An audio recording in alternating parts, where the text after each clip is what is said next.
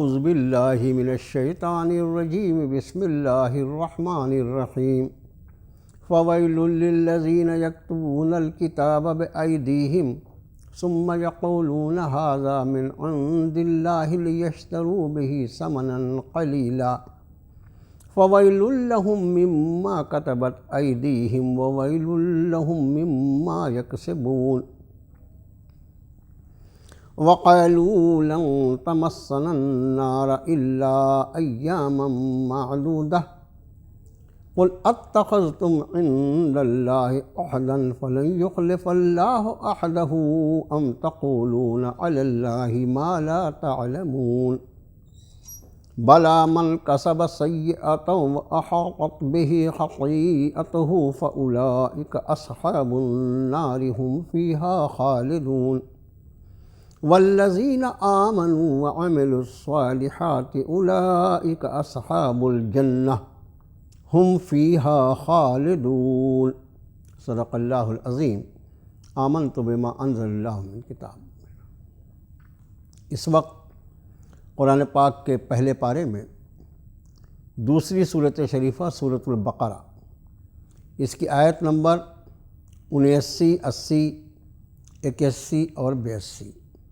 4 آیات سورۃ البقرہ کے 9ویں رکوع سے پڑھ کر سنائی گئیں، اور آیت نمبر 82 پر الحمدللہ 9ویں رکوع کی تکمیل ہوئی۔ سب سے پہلے ان آیات بینات کا ترجمہ ہماری اور آپ کی زبان میں۔ ارشاد فرمایا، پھر خرابی ہے ان لوگوں کے لیے جو لکھتے ہیں کتاب کو اپنے ہاتھوں سے، پھر وہ کہتے ہیں کہ یہ اللہ کی طرف سے ہے تاکہ حاصل کریں اس سے حقیر مول۔ پھر خرابی ہے ان کے لیے جو کچھ لکھا ان کے ہاتھوں نے، اور خرابی ہے ان کے لیے جو کچھ وہ کماتے ہیں۔ اور وہ کہتے ہیں کہ ہرگز نہیں ہمیں چھوئے گی جہنم کی آگ مگر گنتی کے چند دن۔ آپ فرمائیے نبی صلی اللہ علیہ وسلم، کیا تم نے اللہ سے کوئی عہد لیا ہے کہ پھر اللہ اس عہد کے خلاف ہرگز نہ کرے گا، یا یہ کہ تم اللہ پر وہ کہتے ہو جو تم جانتے ہی نہیں؟ کیوں نہیں جس کسی نے کمایا برائی اور گھیر لیا اسے اس کی خطاؤں نے، پھر یہی لوگ ہیں آگ والے، وہ اس میں ہمیشہ رہیں گے۔ اور وہ لوگ جو ایمان لے آئے اور عمل صالح کرتے رہے، یہ وہی لوگ ہیں جنت والے، اور وہ اس میں ہمیشہ ہمیشہ رہیں گے۔ یہ ہے ان 4 آیات بینات کا ترجمہ۔ وہ ناظرین جو الحمدللہ مستقل اس سلسلہ درس کو دیکھ رہے ہیں، انہیں یاد ہوگی یہ بات کہ اس وقت جن آیتوں کی تلاوت کی جا رہی ہے اور جن پر کچھ درس و تدریس کا سلسلہ چل رہا ہے، اس میں بنی اسرائیل کی تاریخ کو رب کائنات نے بیان فرمایا ہے۔ اس وقت جو آیتیں زیر تلاوت ہیں، اس میں ان کی وہ خامیاں جو وہ کتاب اللہ کے ساتھ کرتے تھے، اللہ کی کتاب کے ساتھ ان کی گئی خیانتیں، اس کا انداز، اس کا مقصد، اور پھر اس کے نتائج۔ یہ قرآن کا انداز بیان ہے کہ ایک ہی آیت میں اس نے کتنے مضامین بیان فرما دیے۔ سب سے پہلی آیت جو آیت نمبر 79 ہے، فرمایا فویل للذین یکتبون الکتاب بایدیہم، بڑی خرابی ہے ان لوگوں کے لیے جو کتاب کو اپنے ہاتھ سے لکھتے ہیں۔ ثم یقولون ھذا من عند اللہ، کتاب خود لکھی اور اس کے بعد اس کتاب کو منسوب کر دیا اللہ عز و جل کی ذات عالی کی طرف۔ اس موقع پر چند باتیں جو آپ کے گوش گزار کرنا ہے، اور بہت ضروری وہ نکات ہیں کہ کتاب اللہ، اللہ کی کتاب، یہ کلام اللہ ہے، اللہ کا کلام ہے۔ انسانیت اس فرق کو ہمیشہ ملحوظ رکھے کہ ساری کائنات جو مخلوق ہے اللہ کی، اس مخلوق کی تخلیق کے پیچھے اللہ کا امر ہے۔ جیسے اللہ عز و جل کی ایک صفت قرآن نے بیان فرمائی کہ انما امرہ اذا اراد شیئا ان یقول لہ کن فیکون، کہ اللہ کا معاملہ یہ ہے کہ جب وہ کسی چیز کا ارادہ فرماتے ہیں تو اس سے کہتے ہیں ہو جا، بس وہ ہو جاتی ہے۔ تو ساری کائنات کی تخلیق کن فرما کر فرما دیا، اور اس کے بعد کلام اللہ جو ہے، کلام الہی جو ہے، وہ مخلوق نہیں ہے اللہ کی، بلکہ یہ اللہ کی ذات الہی سے نکلی ہوئی چیز ہے۔ یہی وجہ ہے کہ اللہ کے کلام کے تعلق سے جناب رسول اللہ صلی اللہ علیہ وسلم نے یہ بات ارشاد فرمائی کہ خود اللہ کی ذات کو اپنی مخلوق پر جو فضیلت حاصل ہے، ظاہر ہے ہر سمجھدار آدمی یہ سمجھ سکتا ہے کہ مخلوق کی کیا اوقات ہے اللہ کے آگے۔ اللہ نے ارادہ فرمایا تو مخلوق کی تخلیق فرمائی، اگر وہ نہ ارادہ فرماتے، نہ تخلیق فرماتے تو مخلوق کا کہیں وجود ہی نہیں ہوتا۔ تو خالق اور مخلوق، اللہ کے رسول صلی اللہ علیہ وسلم ارشاد فرماتے ہیں کہ اللہ کی ذات کو اپنی مخلوق پر جو فضیلت حاصل ہے، وہی فضیلت اللہ کے کلام کو دنیا کے سارے کلاموں پر حاصل ہے۔ اس لیے کہ یہ خالق کا کلام ہے اور باقی سارے کے سارے مخلوق کے کلام ہوا کرتے ہیں۔ اب ظاہر ہے کہ ایک شخص اپنے ہاتھ سے کوئی چیز لکھے اور اس کے بعد یہ کہے کہ یہ اللہ کا کلام ہے، یہ کتنا بڑا گناہ ہے، کتنی بڑی جسارت ہے، کتنی ہمت ہے۔ قرآن نے ایک گروہ کے بارے میں فرمایا فما اصبرہم علی النار، دیکھو جہنم پر کتنی ہمت دکھلا رہے ہیں۔ کتاب الہی جس کے لیے قرآن نے فرمایا ان ھذہ تذکرہ فمن شاء اتخذ الی ربہ سبیلا، کہ یہ قرآن یہ تو سراسر نصیحت ہے، سو جو چاہے وہ اللہ تک پہنچنے کا راستہ اختیار کر لے۔ یہ کلام اللہ ہے، یہ اللہ کی معرفت، اللہ کی پہچان، اللہ کا تعارف، اللہ کا خوف، اللہ کا تقوی اور اللہ کی رضا اور ناراضگی کو ظاہر کرنے والی چیز ہے، جس کی روشنی میں انسان اپنے رب کو پہچان کر اپنی زندگی کے رخ کو درست کرے۔ اور ظاہر ہے کہ یہ صفت کسی دوسرے کلام میں ہو ہی نہیں سکتی۔ اب یہودیوں کے علماء کا اور یہودیوں کے بعض افراد کا تذکرہ کرتے ہوئے ارشاد فرماتے ہیں کہ یکتبون الکتاب بایدیہم، یکتبون الکتاب بایدیہم، کتاب اپنے ہاتھ سے لکھا، ثم یقولون ھذا من عند اللہ، اور اپنی لکھی ہوئی کتاب کو اللہ کی طرف منسوب کر دیا کہ یہ اللہ کا کلام ہے۔ کیوں؟ اس کے پیچھے وجہ لیشتروا بہ ثمنا قلیلا، اس لیے کہ اس کے ذریعے وہ حقیر مول کمانا چاہتے ہیں۔ دنیا طلبی ان کا مقصد ہے۔ اب ظاہر ہے کہ کلام اللہ کا جو انداز ہوتا ہے وہ ہمیشہ دو ٹوک ہوتا ہے۔ یہ ہمیشہ اس بات کو ذہن میں رکھیے کہ کلام اللہ کا انداز جو ہوتا ہے وہ ہمیشہ دو ٹوک ہوتا ہے، اور بندے کا جو کلام ہوتا ہے، انسان کا جو کلام ہوتا ہے، وہ سامنے والے کی رعایت کر کے لکھا جاتا ہے، اور اس میں اس کا مقصد جو ہوتا ہے وہ سامنے والے کو خوش کرنا ہوتا ہے، سامنے والے کی ناراضگی سے بچنا ہوتا ہے، اور اصل جو ہے لیشتروا بہ ثمنا قلیلا، تاکہ اس کے ذریعے حقیر مال کما لیں۔ اللہ کا کلام اس کے پڑھنے والے کو، اس پر عمل پیرا ہونے والے کو دنیا اور آخرت دونوں جہاں کی نعمتوں سے مالا مال کرنے کے لیے ہوتا ہے، اور یہ بندے کا کلام جو ہے یہ حقیر مول لینے کے لیے۔ اب ظاہر ہے کہ جس کے مفاد کے لیے، جس کو فائدہ پہنچانے کے لیے یہ کچھ لکھا گیا، اب اس کو فائدہ پہنچانے میں چاہے کسی کا نقصان ہو جائے، چاہے ناانصافیاں ہو جائیں، چاہے انصاف کا خون ہو جائے، اس کو مطلب تو صرف پیسے سے ہے۔ اس لیے فرمایا لیشتروا بہ ثمنا قلیلا، اس سے مقصد جو ہے وہ یہ ہے کہ حقیر مول کمائے، لفویل لہم مما کتبت ایدیہم، بہت ہی خرابی ہے اس کے لیے جو ان کے ہاتھوں نے لکھا، وویل لہم مما یکسبون، اور بہت ہی خرابی ہے اس کے لیے جو کچھ انہوں نے کمایا، یعنی جو کچھ لکھا گیا وہ بھی انتہائی تباہی کا باعث ہوگا، اور جو کچھ اس سے کمایا گیا وہ کمائی بھی اس کے لیے دنیا اور آخرت کے اعتبار سے سر تا سر خسران اور نقصان کا سبب کے سوا کچھ اور نہیں ہوگی۔ یہاں پر پہنچ کر میرا جی چاہتا ہے کہ میں اللہ کا شکر ادا کرتے ہوئے یہ بات آپ کے گوش گزار کروں کہ اس امت مسلمہ میں، جس کے ہم اور آپ بھی فرد ہیں،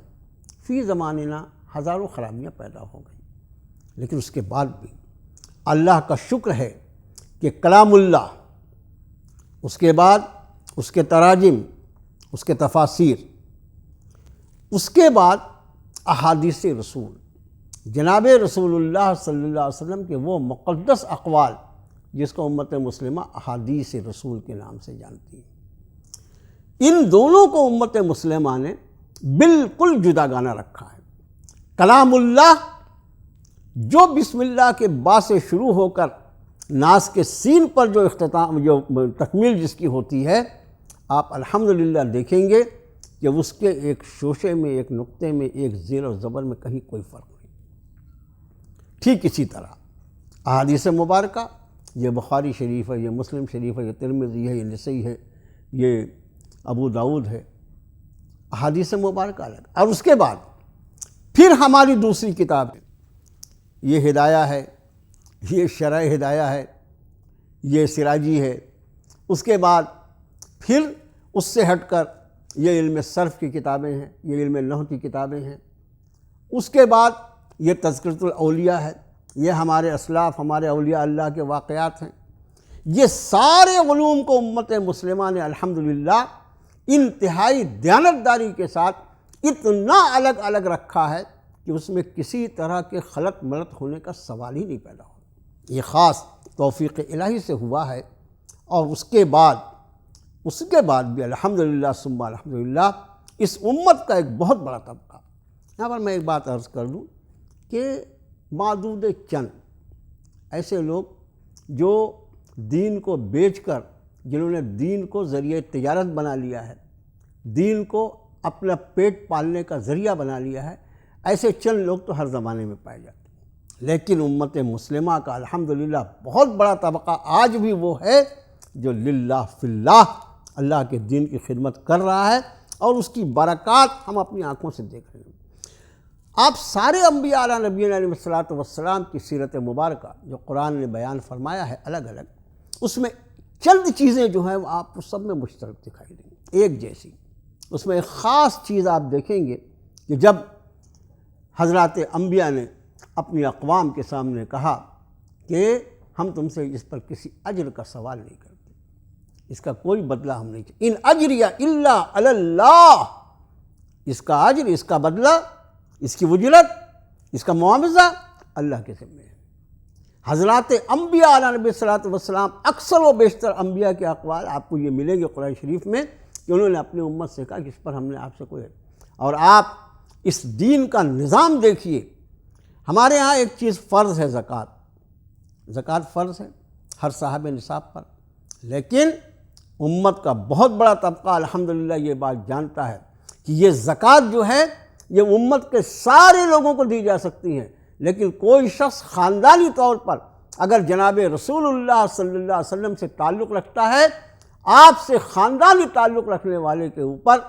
جس کو ہم سید کہتے ہیں عام زبان میں ہمارا سید کہلاتا ہے، وہ لوگ جو خاندانی طور پر اللہ کے رسول صلی اللہ علیہ وسلم تعلق رکھتے ہیں، اللہ کے رسول صلی اللہ علیہ وسلم نے ان لوگوں پر قیامت تک کے لیے زکوٰۃ کے لینے کو حرام قرار دیا۔ حالانکہ ظاہر ہے کہ وہ بھی امت مسلمہ کا ایک حصہ اور محترم حصہ ہے، جس کا تعلق خاندانی طور پر ذات رسالت سے، اس کے اہمیت کو کیا دیکھنا ہے، لیکن اللہ کے رسول صلی اللہ علیہ وسلم نے اپنے خاندان پر قیامت تک کے لیے حرام قرار دیا کہ زکوٰۃ کی رقم جو ہے امت کا بقیہ حصہ استعمال کرے گا، میرے خاندان کے لوگوں کے لیے جائز نہیں ہے۔ اور اس کے بعد ظاہر ہے کہ امت کے ذمے پھر یہ بات آتی ہے کہ اگر کوئی ایسا شخص جس کا تعلق خاندان رسالت سے ہے، یقینی طور پر زکوٰۃ تو اس کو نہیں دی جا سکتی۔ اب ہدیات سے اور اپنے تحفوں سے ان کی مدد کی جائے۔ اور یہ نظام اسلام میں اس لیے کہ کسی کے دل میں اس شک اور شبہ کا شائبہ بھی نہ آنے پائے کہ خدا نخواستہ ایسا تو نہیں تھا کہ اس امت پر زکوٰۃ اس لیے فرض کی گئی کہ نبی کریم صلی اللہ علیہ وسلم کے خاندان کی اس کے ذریعے کفالت کی جائے گی۔ صدقہ، زکوٰۃ، ہر طرح کی اس طرح کی چیزیں جو ہے یہ خاندان رسالت پر حرام قرار دیا گیا۔ تو یہاں پر ارشاد فرمایا کہ بہت ہی بری ہے وہ چیز جو انہوں نے اپنے ہاتھ سے لکھا، اور بہت ہی بری ہے وہ چیز جو انہوں نے اس سے کمایا۔ آگے فرمایا وَقَالُوا لَن تَمَسَّنَا النَّارُ إِلَّا أَيَّامًا مَّعْدُودَةً، انہوں نے یہ بھی کہا کہ ہم کو جہنم کی آگ چھوئے گی بھی نہیں سوائے چند دنوں میں۔ رب تعالیٰ نے پوچھا قُلْ اتخذتم عند اللہ عہدا، کیا تم نے اللہ سے اس کا کوئی عہد لیا ہے کہ فلن یخلف اللہ عہدہ؟ ظاہر ہے کہ اگر اللہ سے تم نے کوئی عہد لیا ہے تو اللہ تو اپنے عہد کے خلاف ہرگز نہیں کرے گا۔ ام تقولون علی اللہ ما لا تعلمون، اور یقینی بات ہے کہ ایسا کوئی عہد اور ایسا کوئی معاہدہ تو تم نے اللہ سے لیا نہیں ہے، پھر کیا تم ایسی بات کہتے ہو اللہ پر جو خود تم نہیں جانتے؟ اللہ کے ذمے کوئی ایسی بات کہنا جو اللہ نے نہیں کہی، یہ انتہائی شدید گناہ ہے، ہمیشہ خیال رکھو۔ اس لیے کہ کلام اللہ کے ذمے کوئی بات کرنا کہ یہ اللہ نے فرمایا، قال اللہ تعالیٰ، قال اللہ تعالیٰ کے بعد اللہ کا شکر ہے امت مسلمہ ہمیشہ قرآن پاک کی آیت ہی پڑھتی ہے۔ قال اللہ کے بعد وہ بخاری شریف کی کوئی روایت نہیں بیان کرتی۔ اسی طرح ٹھیک جب اس نے کہا قال النبی صلی اللہ علیہ وسلم یا قال رسول اللہ صلی اللہ علیہ وسلم، تو اس کے بعد ہمیشہ حدیث بیان کی جاتی ہے۔ پھر جب قال اللہ کے بعد قرآن بیان کرنا ہے، قال النبی کے بعد حدیث بیان کرنا ہے، کبھی اس میں خلط ملط نہیں ہوگا، اس لیے کہ کلام الہی الگ ہے اور کلام رسول الگ ہے۔ اور ٹھیک اسی طرح ایک فرد بشر کے ذمے ہے یہ بات کہ جو بات وہ اللہ کے حوالے سے کہہ رہا ہے لازماً وہ قرآن کا حصہ ہونا چاہیے،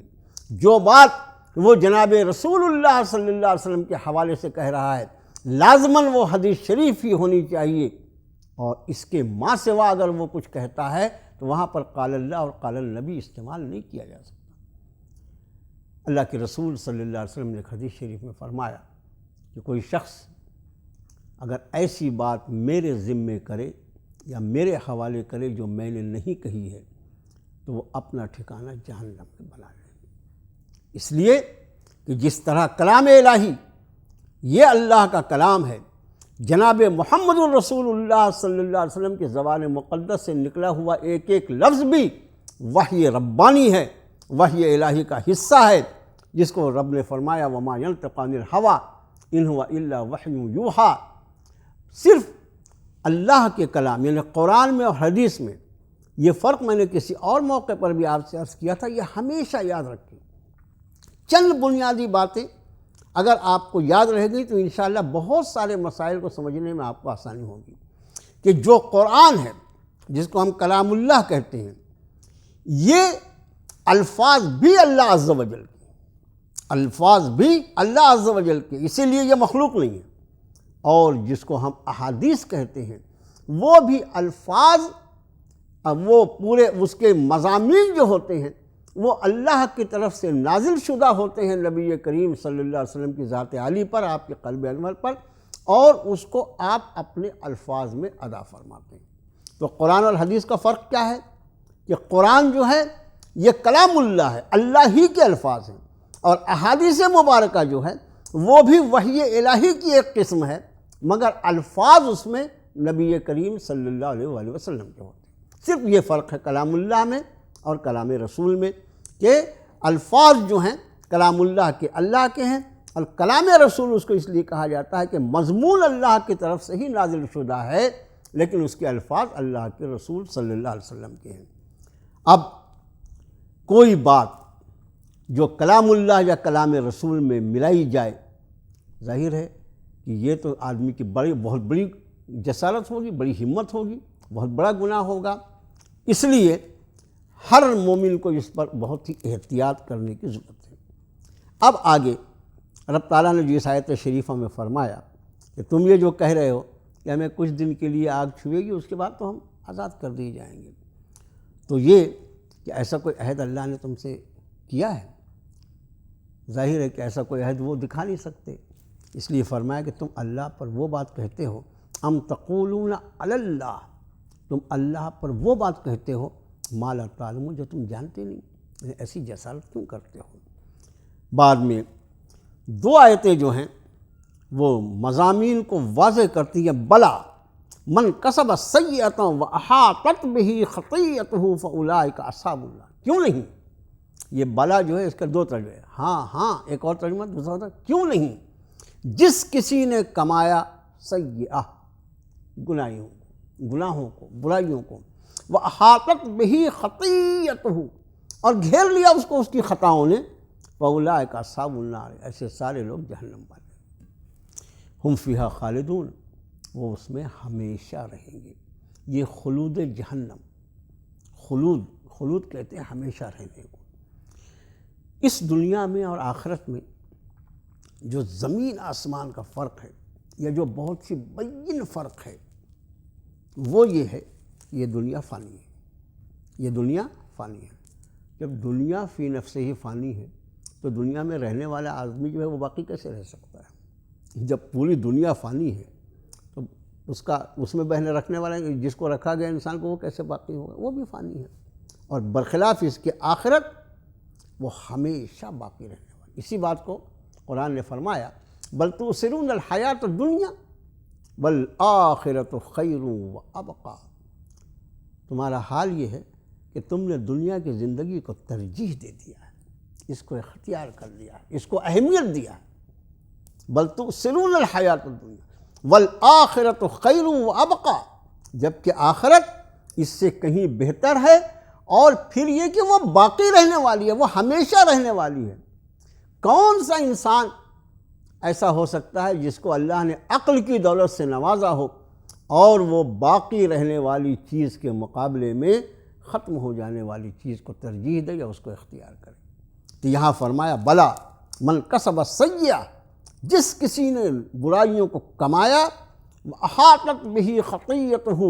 اور بس اس کی خطاؤں نے، اس کی گناہوں نے اس کو اپنے گھیرے میں لے لیا، فاولئک اصحاب النار، یہی لوگ آگ والے ہیں، ہم فیہا خالدون، وہ اس میں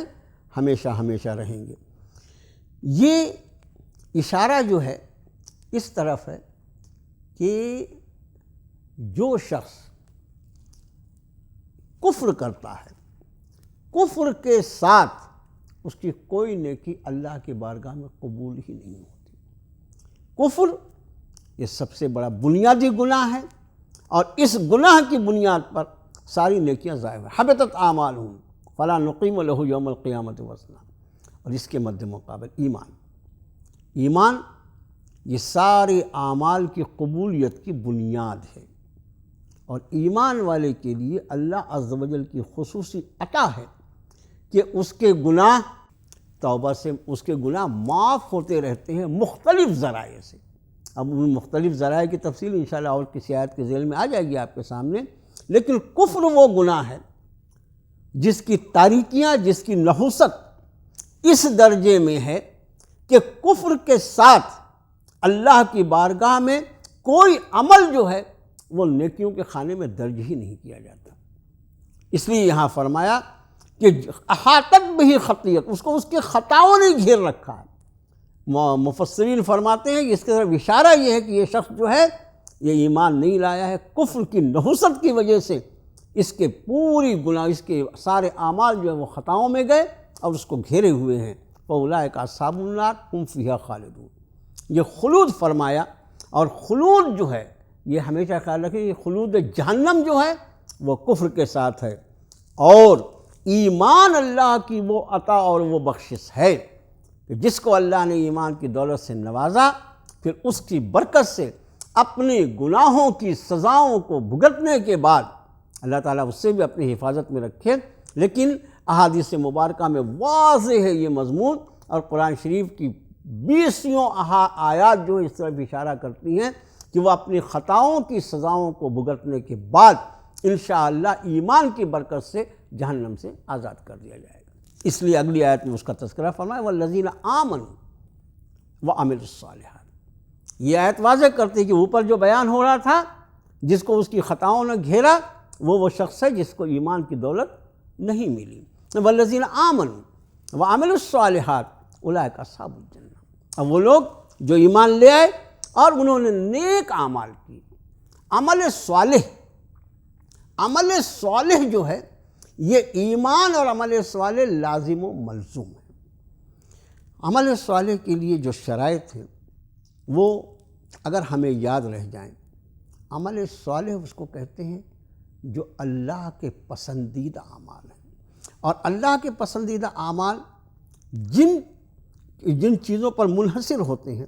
ایک تو وہ یہ کہ وہ اللہ کے امر کے، اللہ کے حکم کے مطابق ہوتے ہیں، اللہ کو راضی کرنے والے ہوتے ہیں، اور ان کی اصل پہچان یہ ہوتی ہے کہ یہ سارے اعمال جو ہوتے ہیں یہ جناب نبی کریم صلی اللہ علیہ وآلہ وسلم کے مبارک طریقوں کے مطابق ہوتے ہیں، جس کو ہم سنت رسول کہتے ہیں۔ ہر عمل کے صالح ہونے کے لیے، نیک ہونے کے لیے، بارگاہ رب العزت میں قابل قبول ہونے کے لیے اس کی شرط جو ہوگی وہ اللہ کے حکم کے مطابق ہوگا،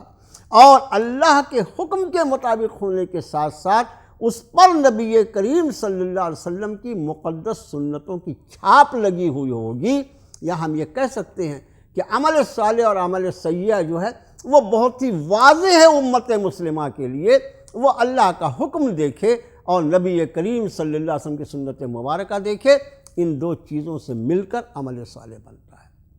مثلا آپ دیکھیے، نماز، روزہ، حج، زکوٰۃ اور جتنے اعمال صالح کی فہرست ہے پوری، اس میں کوئی ایک عمل ایسا ہے جس میں ایک مومن جو ہے وہ خود مختار ہے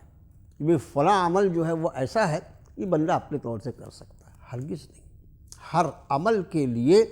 بندہ مومن محتاج ہے نبی کریم صلی اللہ علیہ وسلم کے مقدس طریقوں کا، اس لیے کہ آپ کے طریقے کے حالے سے نکلنے کے بعد کوئی عمل صالح باقی ہی نہیں رہتا۔ اس لیے فرمایا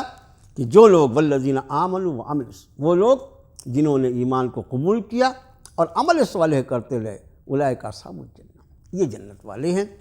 ہم فیہا خالدون، اور وہ اس میں ہمیشہ رہیں گے۔ یہ بات جیسا میں نے ابھی عرض کیا کہ آخرت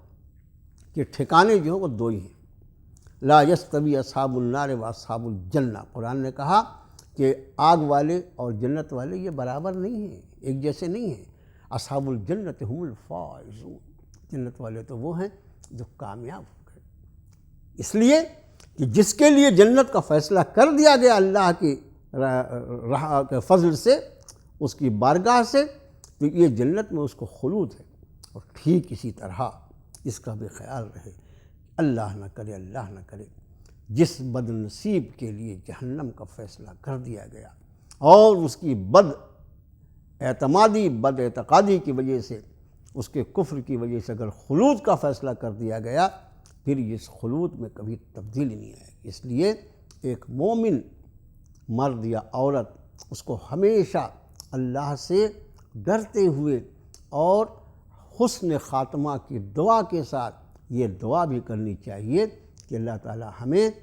آخرت میں اپنے عذاب سے بچاتے ہوئے، جہنم کی لپٹ سے اور اس کی زیارت سے بھی بچاتے ہوئے، محض اپنے فضل و کرم سے اس مقام پر پہنچا دے جس کو جنت کہا گیا ہے اور جو اہل ایمان کا ٹھکانہ ہے۔ وصلی اللہ تعالی علی خیر خلقہ محمد وعلی آلہ واصحابہ اجمعین برحمتک یا ارحم الراحمین۔